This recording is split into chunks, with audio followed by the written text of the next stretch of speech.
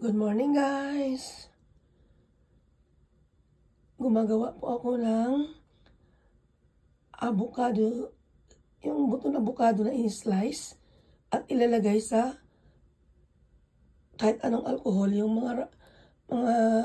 ito ba, yung hand gel alcohol, pwede na rin yun. Ito isa sa mga binabarang ko ng avocado seed. Yan. Katapos, ito lalagyan ko ulit. Alcohol din po ito. Tapos ito yung buto ng avocado. I-slice po ito ng maliliit. At ihahalo natin sa alcohol. Wala pong expiration nito. Ito po ay nagpagaling sa aking sakit sa balikat, sakit sa batok, at ngawit sa aking mga braso, at yung ngawit sa aking sa legs, yung napulikatan, at sa talampakan, at sa yung tuhod ko na-injection na po ito ng 2 times. Pero nung na-discover ko ito, nakita ko ito sa isang video po, ginawa ko, at ayan, naging ritual ko na po lagi ang after maligo o bago matulog, naglalagay ako sa tuhod, sa balakang, sa hita ko, plus yung sa talampakan ko po. Actually, mula nung gumaling na, 2 to 3 times ko lang nilagyan ng, anaplayan ng alcohol na may avocado. Eh talagang hanggang ngayon di na sumakit.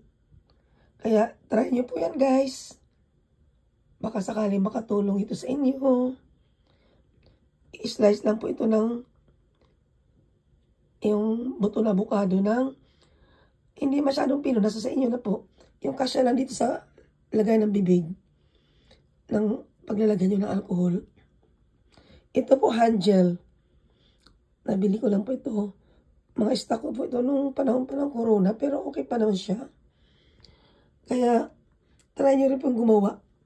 Tapos bago rin po ako pumasok sa trabaho,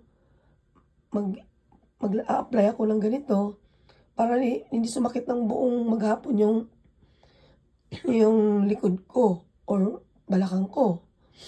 Tapos, pag uwi ko din, after shower, maglalagay ulit ako. And then po, shinare ko po ito sa aking mga kasamahang Haponesa or Pilipina dun sa trabaho. At trinay nila at talaga daw magic. Ang tawag na po nila nito sa avocado na binabad sa alcohol ay magic na po. Hindi. Kaya nakakatuwa. Kasi ilan na silang gumaya na.